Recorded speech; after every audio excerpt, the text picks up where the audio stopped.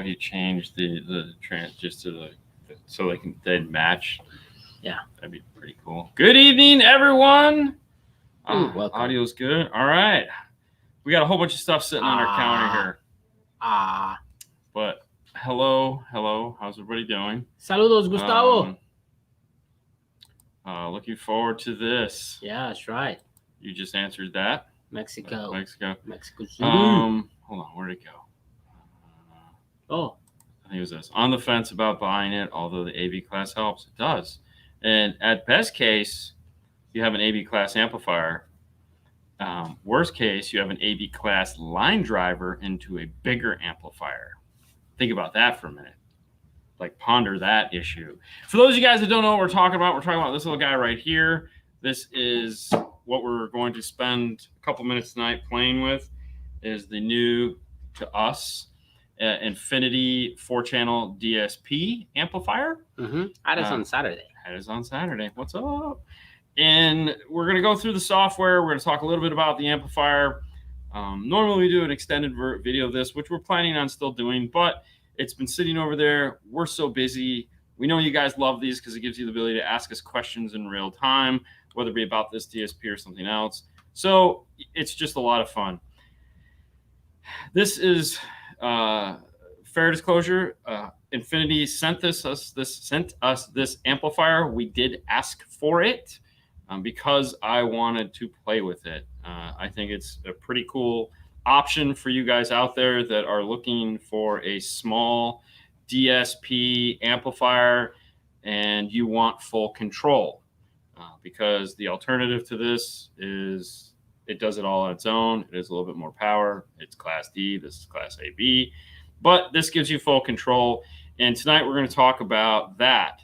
And I would love to sit here and continue on promoting it, but I want to get to this as well as many questions as we can. So let's just jump right into it. Fernando has a webpage up, which I think is a really good place to start. Let's talk about some of the specifications first, and we'll jump over to camera 3, and we'll do this cool picture-in-a-picture right here up at the top of the page. So if you go to infinityspeakers.com, you will find this. Or what I did, I typed Infinity Audio. Just scroll down and they give you that. Yeah, so this is the DSP amplifier. Sorry. Sorry. Just take your finger off the mouse. DSP4425 has a retail price there of $319. Scrolling down, come back up. Right there. Stop. No, I want to. What comes in the box? We have one DSP amplifier, one wiring harness, one USB cable. Now, the really cool thing about this, which we'll show you once we've switched the Fernando cam, is this uses a legit full-size USB input. It's not micro, it's not printer, it's not USB-C. It's just straight up big full-size USB, which is kind of cool because I've been moving this thing all around this desk, and it has not come off, which, you know, to me, that's the problem when you're tuning the DSP, is that magical, like, just pray to God that little USB micro doesn't fall out, because that really sucks. Mounting hardware, which is basically a couple zip ties, spare fuse. This does take a 15 amp fuse, quick start guide, and a sticker. Things that don't come in the box is an external bass knob. So if the amplifier you're buying to team up with this, because it has the 2 channels of output, 4 channels of input, 2 channels of output, doesn't have a bass knob, you can get the optional bass knob for this to control the subwoofer level. Now scroll down. Hit accept cookies so we can get rid of that. Right there. Yep, there you go. I'm like, where?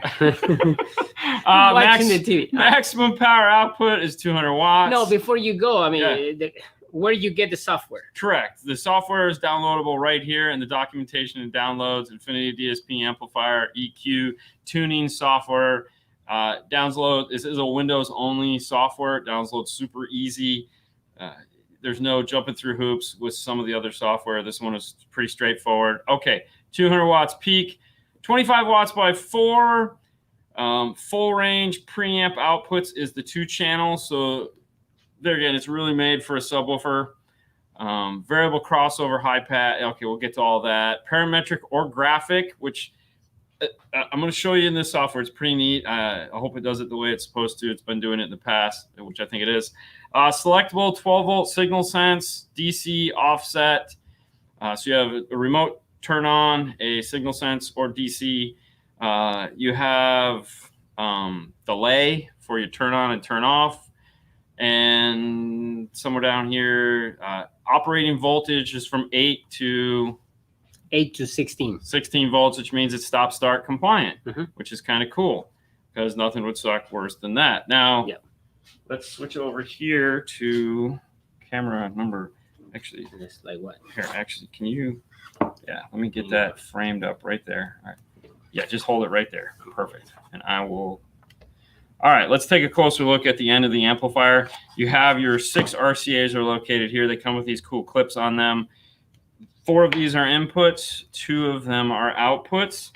Over here on the power plug, you have the outputs, and it's a standard configuration outputs in that it's gray, green, purple with white and black stripes. White for solids are positive, stripes are negative. There we go. These bundle here, these are your high-level inputs. If you're going to use those, you have a remote out to power up your secondary amplifier. And then you have a yellow constant 12 volts, a black ground, and this red is turn on. Now that turn on corresponds to this switch right here, which is remote, DC, or audio. And then the high level is selectable right here as low level or high level. So low level is conveniently located on this side, high level is conveniently located on that side. And that is that giant USB right there. And as you can see, inputs and outputs, everything has labels on them. And this is where you'd put the external bass knob. All right, so in a nutshell, that is the config of this. It is plugged in right now and is being powered. Let's head over to the Windows laptop. You can turn the power off on that so we don't kill the battery. I know, we don't want to kill the battery. And we'll go to the cool, what, hold on. Sorry, guys. Oh, umbrellas. All right. I'm sorry to make everybody dizzy. All right, so let's start DSP talk. That's right. We're going to call it DSP talk. Made some quick artwork, so I wanted to make sure we got it up there. All right, this is laptop number 5. All right, up here in the top corner, I have my software. Let's double click on it. And let's get us a little picture-in-a-picture action. We'll put us here in the bottom corner for right now. We'll move it, of course, as needed. Looking at the software, there's a couple things that you want to kind of wrap your head around just so you know where things are at. Before we actually start the nuts and bolts of, we're going to walk you through the process of how you would do this if you install this in your car. The first thing is at the top corner where it says connected, this area right here. We want to make sure it says connected. If it says disconnected, that means it is not there. Next is going to be how it's configured into the car, low level or high level. We have it set up for low level. However, if you flick the switch to high level, which I can do here real quick, it'll say high. So it'll actively do that, and it's pretty cool, right? Yeah. I think it's pretty neat. Next is your input mixer, which we'll come back to in a second. Save file. This is self-explanatory. You're going to want to do this as much as possible. And then settings. If you go into the settings, which it highlights pink, everything highlights pink when you're using it. I'm not like sold on the color, but hey, whatever. Power settings, firmware upgrade, factory settings, and about. Power settings. When you go into power settings, this little dialog box opens here in the center. It says power settings, and this is your turn on time. This is your turn off time. So this is if you wanted to add a turn on or turn off delay. This is where you do it in the power settings. It's like cancel. And that's really, those are the hidden menus in the settings. Now we'll go to input mixer. This is the first thing you're going to set up on any DSP, whether it's this, audio control, Helix, you name it, you have to set up the input mixer, JL. All right, for this scenario, we're going to do a front stage upgrade because that is the most common application that we do. All right, man. It's one of the most common installations we do for these small little amplifiers is we put them on a set of front speakers and we add a sub amp of some kind. That means we're just going to use inputs 1 and 2. So first, we'll turn them both on. Now we have to configure the outputs. The outputs are located across the bottom. Oh, not that one. Wow. That one's sexy. The outputs are located across the bottom. So if you're looking here and you see where it says channel 1, 2, 3, 4, 5, 6, these are your outputs. And right now they're listed as full range. And if also every input is turned on and at 50%. We don't want to do that. So channel 1, we're going to set up for tweeter. That's going to be fed off of channel 1 input. We'll turn that off. Channel 2 is going to be set up for passenger side tweeter. So we'll turn off this one. And if you'll notice, the sliders now go to 100%. Moving along, channel 3 is going to be driver side mid bass, which means we can shut off this. And then channel 4 is going to be passenger side mid bass, which will shut off channel 1 there. So if you're looking at it, it should be on and then staggered on. And so it should go on, off, and off, on. And that just corresponds to 1, 2, left, right. I know. All right, moving on to the sub part, which is going to be your 5 and 6 output. If you'll notice right here, everything is turned on. This might be how you want to leave it, because what this will do is this will feed both the left and right inputs into both 5 and 6, meaning if you fade left or if you fade right, it doesn't matter, the subwoofer will not be affected. Or you could just do one of each. So if you want to do, put that back at 50%. If you want to do a little bit from left, a little bit from right, they'll both add up to 100% on that. Because remember, most of the time, this is going to be, it's a sub amp, so it's going to be mono. 50% is what you want. So take your pick as far as how you want to run that. It's entirely up to you. Now, if you're going to be using this as front and rear, if you turn on all 4, that'll be what's called non-fade. So if you turn on all the inputs all on here, then left, right, front, rear, the subwoofer will not change. Once the input mixer is set up, just hit your X. Now we're going to go to set up the actual speaker configuration. So we have sound coming into the DSP and we know where it's going. Now we have to tell our channels what they're going to do. So channel number 1, right now it's front left full range. And we want front left tweeter. So that's going to be FL tweeter. Move down, we want FR tweeter. And channel 3 is set up for rear left. We want to change that to front left woofer. So FL woofer. And then change this to FR woofer. Sub is already set up for 1 and 2, so we don't have to do anything there. When we were setting these, this section here in the crossover automatically populated itself.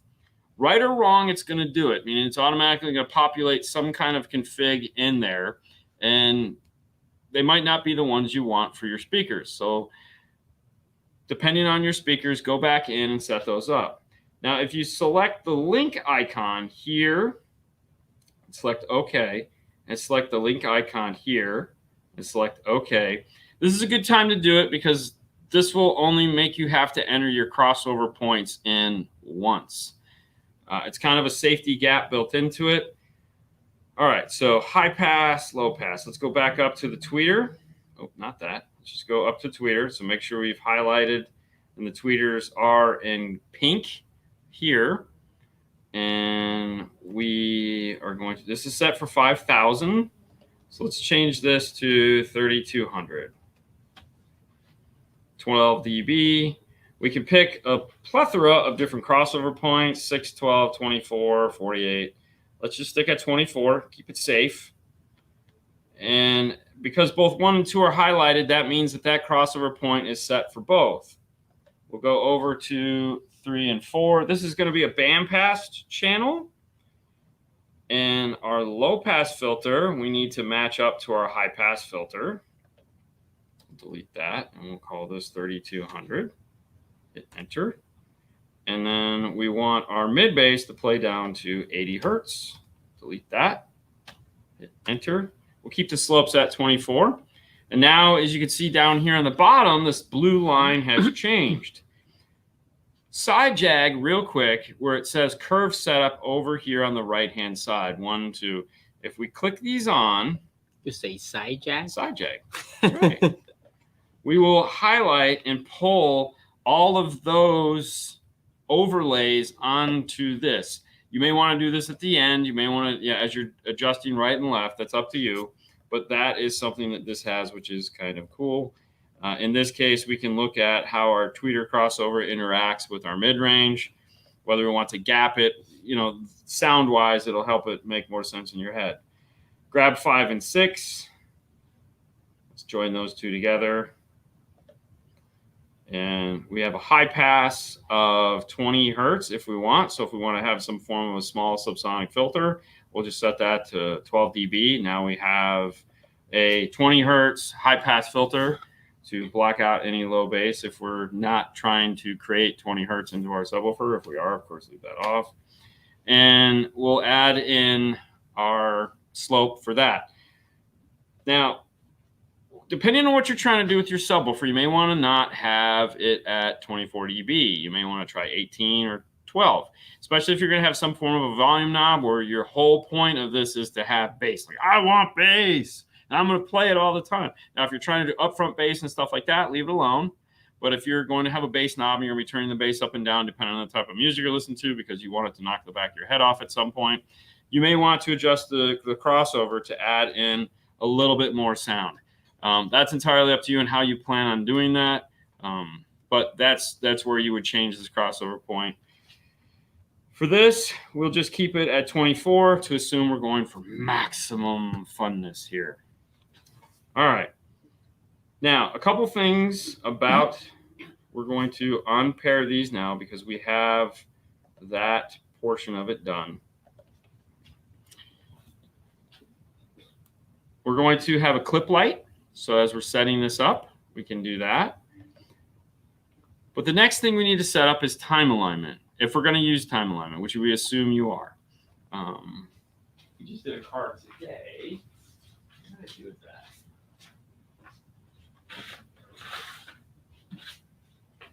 We just did a card today, so I'll actually just use these numbers because it'll make my life easier.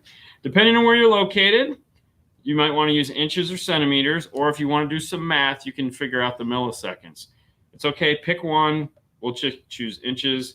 Now, this is where I was kind of bummed about this because you can't just type in the number. You do have to just slide the little slide rule here until you get to the number you like. So in this case, C, as you can see, we'll say 39. And then this one needs to be 56. See, it's going to want to jump on me. And then we'll go to 41. And then we'll go to 57. And then on this, the subwoofer was 70 inches away. Wow, that was pretty far. Could have just done that, left it alone. So move this to 70. All right. Come on. Oh, see, that is the one thing that irritates me for sure. Don't wiggle the table. You're wiggling the table. Oh, man, come on. Okay, got it. You can use the arrow keys. Couldn't do that in the demo. All right, so we have our time alignment set up. We have our crossover set up. And we have our channel routing set up. Over here at speaker location, this is where we're going to check to make sure we've done it right. 1 and 2 need to be tweeters, which is going to be the forwardmost. 3 and 4 need to be the front mid bass. And 5 and 6 are going to be the woofers. If you notice at the top of the page where it says master volume located right here, that is controlled from this slider located on this side. And then subwoofer level only functions if you have that bass knob plugged in. If you don't, it's always just going to say 0. If you do add it, it will go up to 6 dB more above where it's at. So it is a true bass knob. Just like you can see here where master volume will go up above 0. It will go to, 6 dB. And you can use the arrows up and down to turn it up and down. At this point, if you haven't already polarity checked your speakers to make sure that they're moving in and out the right direction, you'd want to do it. And if there is one that you need to flip, or you feel you need to flip, you can go back to where it says phase here between the speaker setup and volume, and you can tap on and change the polarity between 0 and 180. So if you were using, let's say, a 12 dB crossover network on the tweeters, and you wanted to leave it at 12 dB, and you wanted to flip the tweeters 180 degrees so that you would lose the gap between the two crossover points and not have any phasing issues or any of that fun stuff, you could simply do it here as opposed to wiring them up that way. They're, again, entirely up to you. Across the bottom here is your slider control for volume. It'll do, which you can work with the arrows left and right to adjust. And we'll put this back to 0. You also have the mute. If you tap on the little speaker here, it will mute the channel. And this is very important because for the next step, we're going to actually start adjusting the EQ. I personally like to start with the farthest out passenger speaker. In this case would be channel number 2. We'll mute all other channels. For this, you'd want some form of an RTA. Pick one, an iTest mic, a DMRTA, you name it. Some form of a microphone. You could use your phone if you wanted to, because we're going to want to play some pink noise, and we're going to want to see what where we need to make adjustments. Some of the most common adjustments that you'll see in a car when playing pink noise, some of the frequencies that are most like, is 3.1. So we need to come here and grab 3,150 or 3.15. And we're going to grab the gain, and we can arrow that down. And some applications, this thing can be a real pain. I'm going to pull it down about 3.5. We'll just say 3.5. And while you do this, if you saw the 4,000, that also went down, and 5,000 went down. Sometimes 5,000 will be a rise in the car also. I'm going to take that down 1.5 dB for now. So let's say the tweeters are up on the glass. That might be giving us some really annoying high frequency. So we'll pull down 16K. I want to pull it down about 1/2. So let's say this is just a really smooth tweeter. 10K. Sometimes you'll have a problem there. We'll pull that down. Let's see, just 10. Let's just for giggles, 10K is a problem. But as you see, all these other frequencies are coming down with it, which is lowering the volume to those, which is going to cause a problem for us. Now we want to go back and we want to look at the Q. All right, so this is in graphic mode. This is where one of the coolest features of this DSP happens. Right now it's set up for graphic mode. All right, and if you'll notice, let's switch the picture here. If you'll notice over here on the right side, it has Q, gain, and frequency. All right. In graphic mode, the Q is fixed at 3. In parametric mode, now we get the ability to choose what Q we want. Over here, next to the reset output, there is a parametric mode. If you notice, those red boxes just appeared on the screen. We'll come back over to this 10,000, and I'm going to adjust my Q. And as you can see now, I'm reducing the effect that just had on the frequencies to the left and right of it. So if 10,000 was the only thing that was bugging the crap out of me, I can now just do down 10,000. I'm going to go back over to 3.5, and I'm going to adjust the Q on that a little also, because it was affecting 4,000. So I want to narrow my Q. And so I've narrowed that. Now, this is that tweeter. If you have an RTA or something, you want to take a screenshot at this point, because the next task is to match this tweeter, the passenger, to the driver. Or I'm sorry, match the drivers to the passenger. I'm going to mute tweeter number 2. I'm going to go to tweeter number 1. Now this is green. And this is where overlaying the curves. So I can come over here and I can put 2 on top of this just to see what I did. I'm not going to do that yet because I don't want to be tainted by that. Now, a lot of the times what will happen when playing tweeter 1 is you'll notice it's way louder than the tweeter 2 was because it's closer to the microphone, it's closer to your head.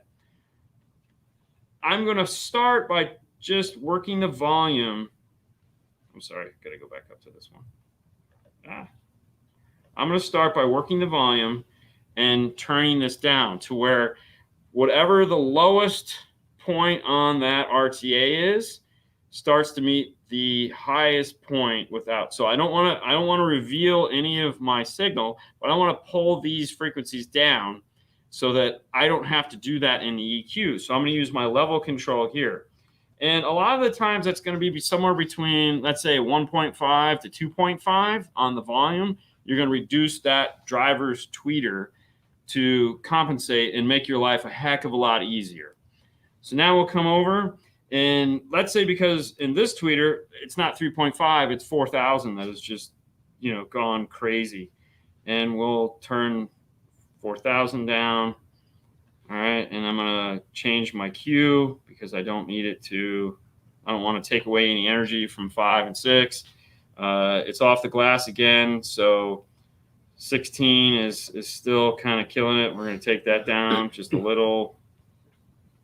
And this one is doing some weird stuff at 8,000, and it's not matching up with the other side's 8,000. So I'm going to raise it 1 dB.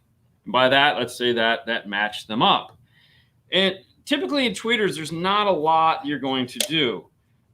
Maybe 5,000, I have to bring it down just a tad in that area. That'll chill out 6,300 a lot. So now I've got both of these about where I want them. Now I'm going to overlay. And I can say, okay, that's cool. The reason why I want to overlay them is at this point, I'm going to turn them both back on. So now both of them are playing. And on the RTA, you should get a doubling, meaning all the frequencies should go up and double. However, what will happen sometimes is when they double, because of phasing and just position in the car, it may do more than double. And so you might get a peak now at this point. It happens a lot of times. And it could be in the strangest place. So let's say 8,000 was there again. It was by itself, it really wasn't doing anything. And I had to raise it that 1 dB just so they matched. But now 8,000 is through the roof. And it's like, what the heck just happened? That's crazy. What I'm going to do is come back in. And right now I'm highlighted on 2. So I'll go to 8,000.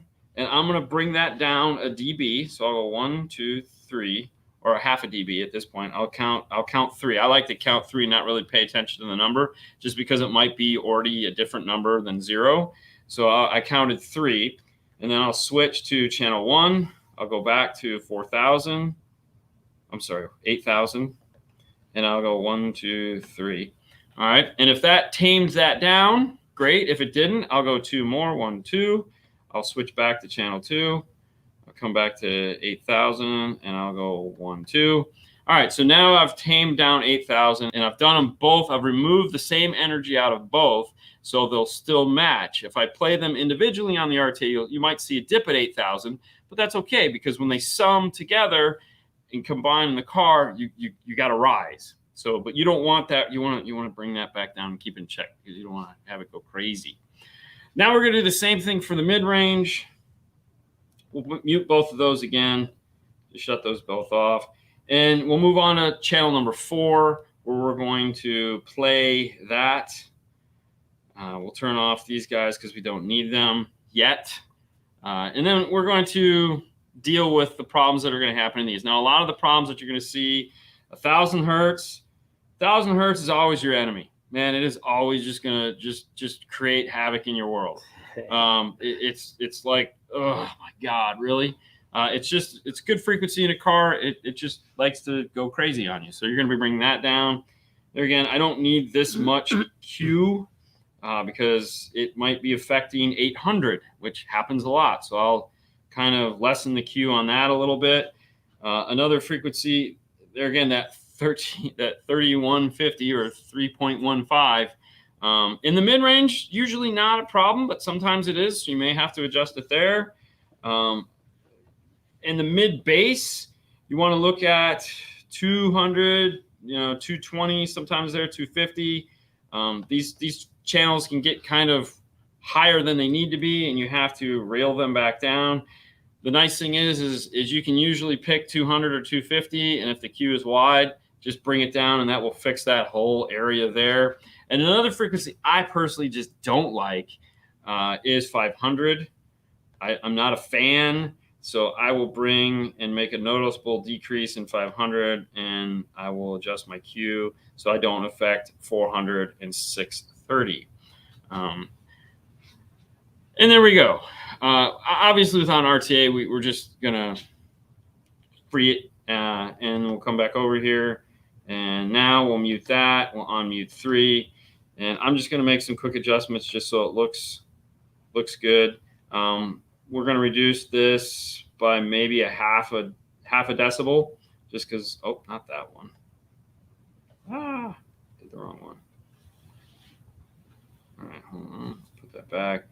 Go back to 3, and 3 is going to get reduced by about, just a half a decibel. And that brought everything in line. We'll take this frequency here. Say 1.6 has gone crazy. 12 is probably pretty messed up, and then 1,000. So we had to do some work here. We're going to bring 1,000 down. Now we brought 1,000 down. It's bringing the others down too much. So we'll lessen the Q there. Now on this side, 125 on the driver's side can because it's close, bring that down. And now by doing that, that affected 80. So we'll lessen the Q there. And we might also need to bump 80 up just a touch. And we're not actually, we're increasing 80, but we're bringing it back up to 0. This is the nice thing about how these lines and these graphs work, because they kind of show you how you're pulling down the frequencies to the left and right of it. So when you do have to bring up a frequency next to something you pulled down, you're just adding the energy back up to 0. Yes, you are adding energy. You can induce noise, but it's a trade-off, as we've always said. There's everything in car audio is a trade-off. And we'll compare the two again, and we'll do the same thing we did on the tweeters. We'll make minor adjustments on both left and right until we level that out. And we'll turn on the channels. Once we've done all that, we'll just fast forward, and we'll say, let's unclick all of these. We'll go to here. Now, some people will want to get in the car at this point and listen to it. And that's fine. Knock yourselves out. But the better move is just to wait till you're done, meaning go ahead and do the subwoofer, get the subwoofer going, figure out what needs to be done there. If your amplifier doesn't have some form of a bass boost in it, pick 45 hertz, Rockford Punch EQ, 45 hertz, and you can bring that bad boy up. And now we're going to do the opposite. We're going to make our Q as wide as we can. Oh, hang on. Does it go any wider? Oh, all right, so we just opened that thing up. So now we just added a bunch of fat bass sound to it. And yeah, we'll just leave it like that. And I want to bring it up just a little bit more, because let's say I set my subwoofer to -5 dB of overlap, because I knew I was going to be EQing up in some effect bass. So this is what I'm looking at. And if you notice, the other thing too is on the frequency, you can change the frequency, whatever frequency you want. So if on the RTA, you're seeing that it is doing something weird. Now, in most DSPs, if you've set it up for parametric, you can't go back to graphic. But here, you just switch it, and now you've gone back to graphic. So I could pick any one of these frequencies, and I can raise or lower them. It's just not going to affect the Q. And the Qs all stay the same. If I go back to the tweeter, you can see all those Qs, they didn't go away. So it allowed us to do all the neat stuff we wanted without actually affecting anything. So that to me is one of the coolest features that it has. Now, when you're playing the system, you might be like, man, those tweeters are really, really loud. Like, let's say they're super efficient tweeters. I can come back into my mix, and I can lessen the tweeters. So tweeter 1 is already at -2. So let's say I take it to -3, and I'll remove tweeter 2 to -1. Believe it or not, sometimes reducing something by 1 dB can make all the difference in the world. Can take a tweeter from being super shrilly to making it manageable. But make sure you keep that offset in place. So if it's already at -2, you have to add that to whatever you're going to do to decrease the tweeter. All right. That was fun. And then a really cool thing here, it does have bypass EQ. So if you want to hear what it sounds like without the EQ on and off, you can. And then last thing you're going to do is store this thing. So press and hold, and then save file, save screen to file. That'll allow you to back it up into the computer. Or if you hit write, we're going to write it and name it. We'll call this show. And we'll say OK. Data exchange, please wait. Now this is pushing it off over to the DSP. As you can see, this has 10 settings. Way too much, but it's got 10, which is kind of cool. And that's it. There you go, guys. Very cool. So that has been, geez, oh man. That has been DSP Talk. Woo! Yay. Okay.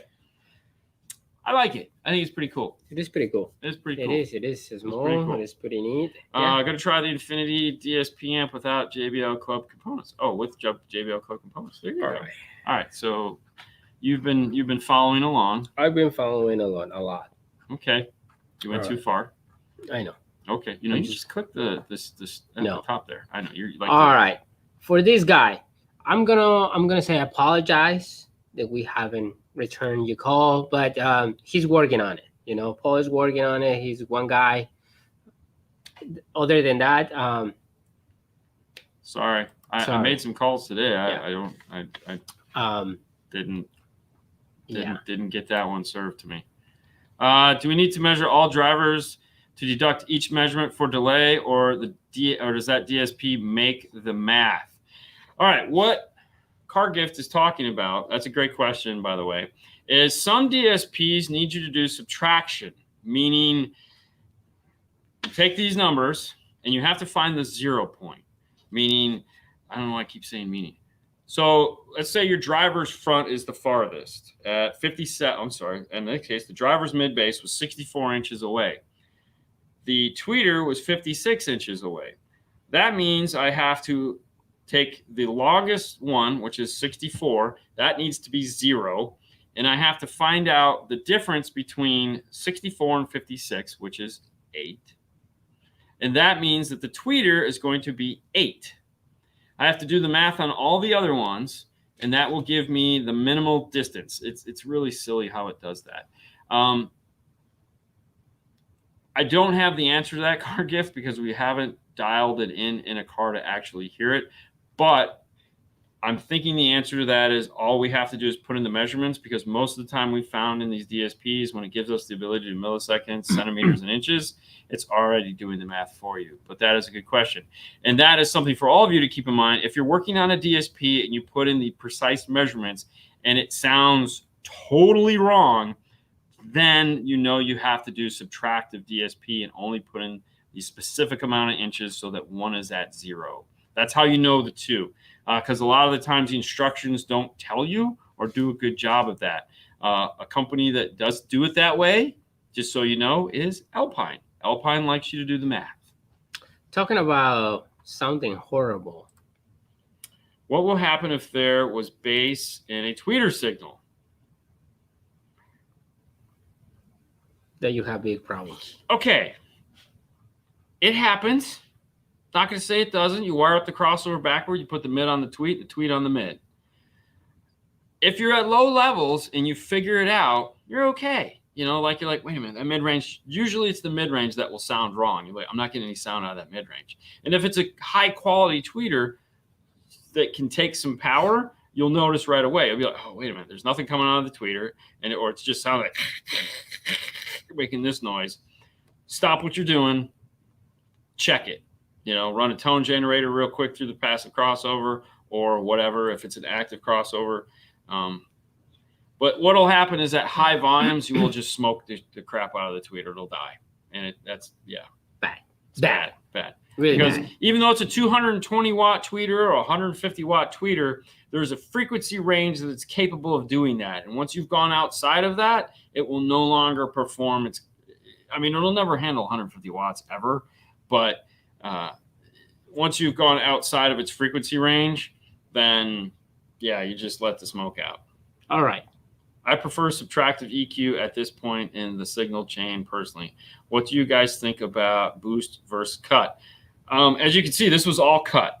Boost is a last resort. I will cut until it doesn't make sense. I'm a big fan of cuts because anytime you boost, you're doing exactly what you're saying. You're boosting the noise that is there. So you're pushing something past what is best practice, best noise. And if you look at the way this this DSP is set up, right when my screen goes to sleep, you'll notice there is way more cut. Hold on, let me get rid of this. I can't do this. Okay, I'm trying to shut this off. You'll notice there's way more cut here. So it goes plus 10, but minus 20, because they're wanting you to cut, not boost. And that was why I showed the example of 8,000, because I was like, let's say I boosted up 1 dB, and it was like, okay, but then when I summed the two together, it was like, oh, I really didn't need to do that, because once they summed, it actually overcompensated for itself, and I ended up bringing it back down. But there has to be a reason. But tweeter wise, don't ever boost. Don't ever. Never. All right. Fernando, legit question. What aftermarket head unit would you use in a 2018 Gen 3 Chevy Silverado? Is that what you picked? That's it what does I look picked. Sexy. I'm not gonna lie. Okay. It's super sexy. So if we're going for sex appeal, he picked the right head unit. And this is the reason why. I don't like floating screens. I don't like floating screens either. I don't like, and I know there are plenty right now. They look nice, beautiful, like Kenwood, the new Alpines or whatever. But I like. This one does look sexy. Factory look. So what you're looking at is the Stinger High 10 in the pack kit. Yeah. So I would not put the T-style radio. Oh God, no. But no. Gonna try the Infinity DSP amp out with JBL Cope components. Yep. That's what you said. Gain overlap it. Yeah, gain overlap it. David approve. Oh, what's up, Dave? Somebody. Okay. Put my hole on the Mustang firewall. Oh, awesome. The way Fernando said, work perfectly. Thank you guys so much. Hey, no problem. There you go. There you go. What DSP is that? This was the new. This was the Infinity software, Christian. Yeah. It's very similar of the JBL version. Yes, it's almost identical to it. It's actually, the small brother. Okay, so I can load up the. So here is the JBL software. Oh my God! GUI does not match device. All right, let's do away with that. It's just a different color. So it is a different color. That's it. And we're also a big difference is here on the input mixer. There's way more stuff on the input mixer because it's 8 channels. Yeah. But yes, it is the same software. Same exact thing. So if you can wrap your head around one, I didn't want to do the. We've already done the JBL. Yeah. But a lot of you guys are into the key, like hands down. The kicker key is a phenomenal. I love it. Apparently, I own 3 of them. Badass piece of equipment. Yeah. However, a lot of you guys expressed, I really wish I could open the software. And so, we kind of went on a hunt to find something that would allow you to have the joy of DSP, something small, something you could hide, something that doesn't take, a degree of rocket scientry to figure out. And that was this. This is what we found. It's similar price points, similar, not exact, but Yeah. All right. Should be 2 sponsors, right? Okay. Yeah, and you're right. You're right. Well, you know, we don't always have to as sponsor. Right, correct. Okay, we don't, Yeah, tonight they this know. is Infinity. They sent us these amps, so I mean we're gonna have some fun with them. But no, I'll get yelled at later. We spent way more time on this than I thought we would, so I'm sorry, but we wanted to make sure that, you know, I don't know. This is the fun stuff. These are the questions you guys always ask anyways. So being able to play with DSP software is always fun. Yeah. I have a 2021 GMC Sierra with Bose. What DSP can I put on it to replace all the speakers?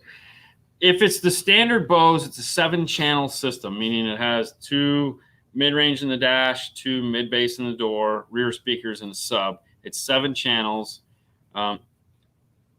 Usually. So there again, you have to count the speakers. So if it is just a 7-channel Sierra, then any 8-channel DSP will do the trick, or any 8-channel input. So you could do like what did we do in the last one? I'm trying to remember. Which one? What did the GMC that we did? The one with the Bose. Wow, DSP. Because we did a 6-channel amp. Mm. No, it wasn't a DSR1, because it would have had to been 6-channel. I want to say, obviously, it was probably an audio control of some sort. Probably. Because I think we probably did the LC 6100, unless we didn't do. Wow. I don't remember. But you need 7 channels of DSP. So whichever one you'd like, any 7-channel DSP, or any amplifier that takes 7 channels of DSP in. Yeah. How do you stop the 4 doors for vibrating? Sound treatment. Ultimate. He uses the Stinger Ultimate on the actual door panel. Yeah. And just puts it everywhere. Yeah. You know, but the Ultimate, what makes the Ultimate different is that it has the black butyl, it has the aluminum, and it has foam on top. You know what I want to do? I want to put Ultimate on all 3 sizes. Yeah, that's in fine. The back and yeah. I mean, you could. There's no reason why you go can't. crazy. Yeah, you could. But he uses the Ultimate on the door panel. For one, it's heavier, so the plastic has very little weight. So we're adding weight. Plus, we're adding the foam, because in some places the door panel does touch the metal, and so it just pushes them together really, really tight.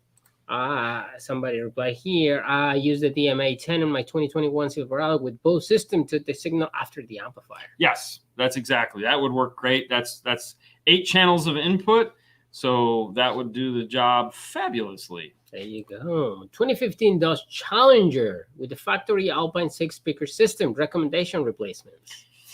So the hard part about that is it's a 2015. Those Alpine speakers are typically weird ohm loads, like the one in the dash usually isn't a 4 ohm. Sometimes it's a 2 ohm. I would recommend adding an amplifier. You could use the Pack Amp Pro. So the Amp Pro CH41 version 2, I think, is all that's available now. But that would plug directly in and give you 6 channels of preamp output. At that point, you could do any speakers you want in the car, adding a small amplifier to power on them. Kenwood makes the 6903s, which are really nice, but there are plenty of other ones out there. It's a 3.5 in the top of the dash, 6x9 mid-bass in the door. But the other problem, too, is you just can't add in new speakers to those Alpine systems. It will sound like crap. I actually had a guy come in today. He'd put all brand new JBL 3-way 6x9s and some Infinity 3.5s up in the top of the dash. And he goes, dude, I don't know what I did to my car, but I totally killed it. I'm like, what are you talking about? I went out there and listened to it. And he's like, this sounds worse than the factory. And I was like, of course it does, because you broke the chain, man. So broke the change. What we're going to do in his car is a DSR1. He already bought 2 Rockford amplifiers that he thought he could put in there. And we're like, nope, we're going to put in a R750.1, the R500.4, and then the 6903s up front, taking out the Infinity and the JBL. Not that they're bad speakers. They're great speakers. It just wasn't the right mix for what he was trying to do and get out of the car. And then he has like a P312 to go in the back, but pretty excited about that one. Who are sponsors today? Are you still selling the IRTAs? Hustle, Dean, hustle. Of course, we're still selling the IRTA2. The IRTA2 will be on sale forever. We bought them. They're ours. It's our tech. So yeah, we usually spew that at the end of the show. And you guys know who are the sponsors, so I mean, well, Yeah. I mean, today, Infinity. I mean, at the end of the day, Harman, Infinity sent us this product. So, Yeah. I think it's funny though, because it's like everyone's like, hey, what about the sponsors? Oh, And totally. it's like, All right. my bad. I was trying to keep it easy on you No, guys but because like I spent so much. cool. It's cool. I spent so much time talking about. Just like yeah. 9 minutes. It's fine. I know. The wife loves the heater in the car. Can the vents under the seat cause damage or overheating? I'm sorry. All right. And the amplifier under the seat. I love this question because this is something that we had to do a lot of like thinking about. And then it was one of those moments where it was like, wait a minute. I think we're overthinking this. All right. And the reason why, thank you, Keith. Thanks for the 10 minutes. What's up? What's up? All right. So the reason why you have to put floor heater or the heat on is usually because you're cold. All right. Uh-huh. Now, we live in Florida where it gets excessively hot. So the likelihood of us needing to put on the seat heaters, believe it or not, is actually pretty common, because when anything below 50 degrees here, it's pretty much, it's your 12. All right. But the reality is if the car is cold enough to where you're going to have to put the heater on, you're going to heat the amplifier back up to its operating temperature. Because remember, where you live in areas where it gets colder than 30 below, or 30 and below, like freezing, there's an operating temperature for an amplifier. It doesn't perform properly between it. Oh, I'm sorry, I should say it only performs properly between X and Y. When you're below X or above Y, then you have to cool it down or you have to heat it up. So I don't think putting the amplifier under the seat with that vent there, for one, they don't blow a lot of hot air. They don't blow a lot of air at all. I think it's kind of a joke. But I don't think you're going to have any problems. Actually, it might actually help the amplifier by getting it up to operating temperature faster, especially in some of the places you guys live where it's just freaking cold. All Harman Industries, of course, it looks the same. I mean, it does look a lot like the JBL amp. It's just shorter, but not by much. How does Kenwood HD backup camera with HD with... All right. Does the Kenwood HD backup camera works in HD with other head units? That is a no. That is a no. Unfortunately, right now, there's 2 competing formats for HD. Uh-huh. And so the Kenwood only works with the Kenwood. That's it. It looks beautiful. It does look beautiful. It looks really sexy. It's the Keylock, a good solution to get a good signal from a 2021 Accord lack of bass non-premium system. It is. It's actually a great way to fix that. So 2 thoughts that have occurred to people with the Honda problems. One, depending on how much bass you want, a Key product would be wonderful. We like to put a Key 501 in there because the Key 501 has the same circuit as the Keylock for subwoofer. So we'll put a Key 501, keep it simple, and let's say a 12 or 210s because it's only 500 watts. It's usually enough.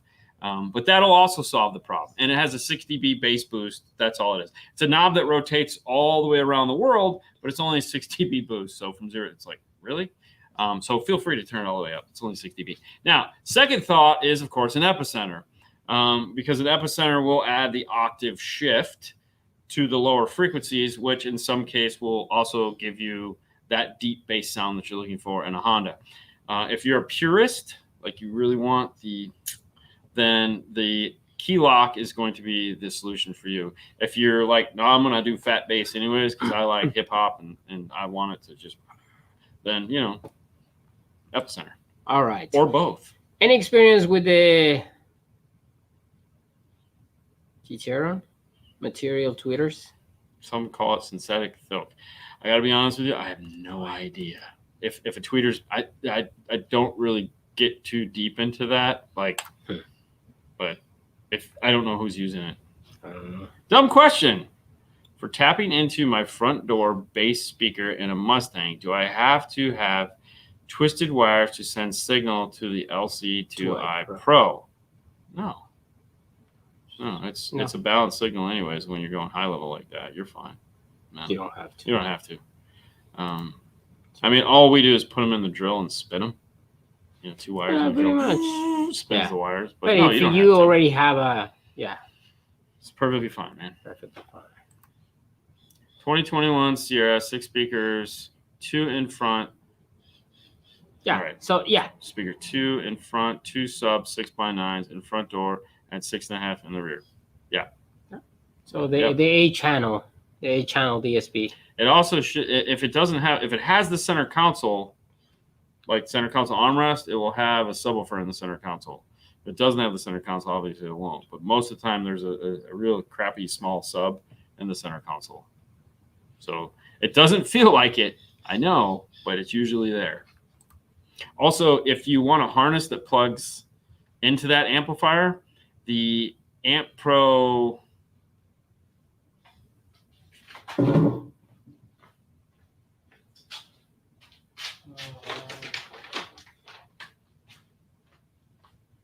it's called the APH GM02. It's not going to be pinned properly at all. It's not pinned properly. But it will plug in to it. You can either repin it or you can just label what is what. All right. I watched the Roush build for my 2021 Mustang GT. The basic radio, it's a basic radio non-touchscreen with just 6 speakers system, no amplifier. Do I need a Maestro if changing the head unit and adding my own amplifiers? No. So you'll need the Maestro to add the radio. So if you're adding a head unit, you need the Maestro to change the head unit. So the MFT1 kit and the RR are what you need in order to put a new radio on the dash. So I think in that one, we put like a big radio in there or something, right? Yeah. So yes, you will need the Maestro. I was thinking if you're going to keep the radio, but no, yeah, you need that. That's the best option for you because that allows you to retain that whole front piece. Yeah. But it doesn't matter. It doesn't matter all the other stuff. That's the piece you need to put the new head unit in. Mm-hmm.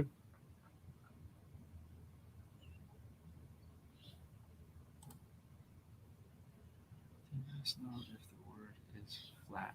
Oh, fang of truth, man. What the heck? Dean, let us know if the world is flat or round. We live in Florida. It's perfectly flat. The world is flat here. Hey, I bought a Stinger battery for my old car and sold my car, but I can use my battery in my car, but the positive is reverse. What do you recommend me to fix the problem? Oh, man, that's a tough one. So you're going to have to lengthen one of the wires or shorten one. Yeah. I don't do that. That's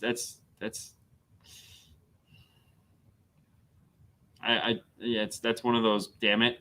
But you'd have to figure out how to get the wire longer. And there's no such thing as a wire stretcher.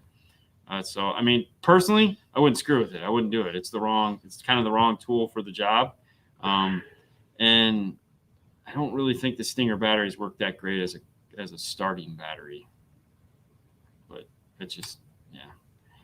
How do I use the Kicker Key 200.4 as a line driver to add DSP Audison? You wouldn't. I mean, that's, yeah.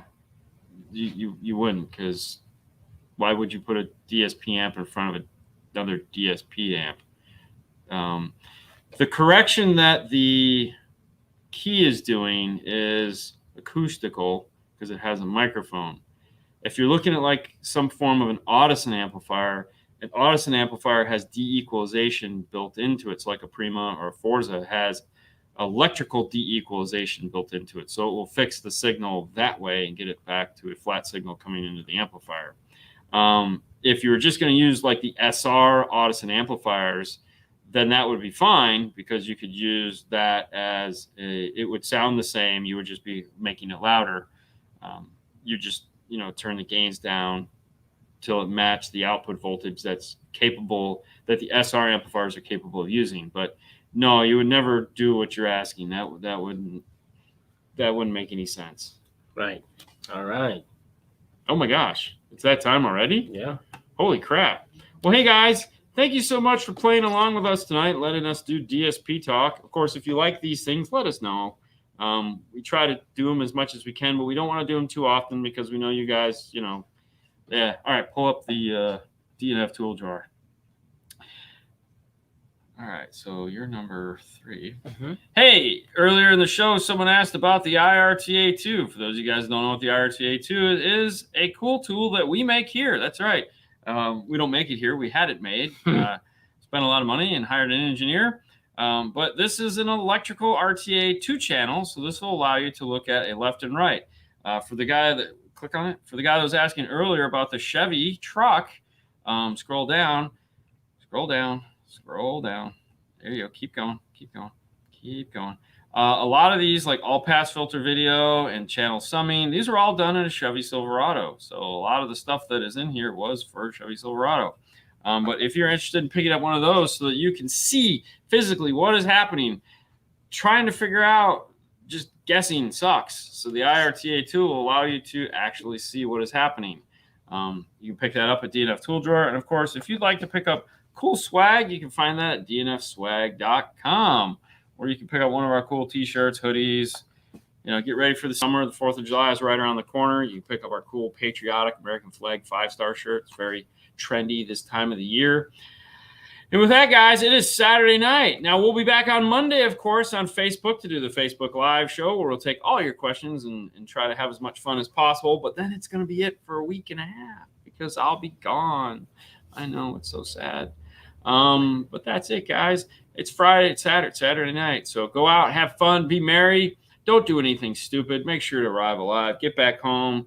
You know, stay home and party. Whatever you want to do. Get an Uber or Lyft. I mean, they're not cheap anymore, but hey, at least you'll get home safe, and they're cheaper than an attorney. You guys have a great weekend. Bye, Fernando, guys. You good? Yep. All right. See you guys.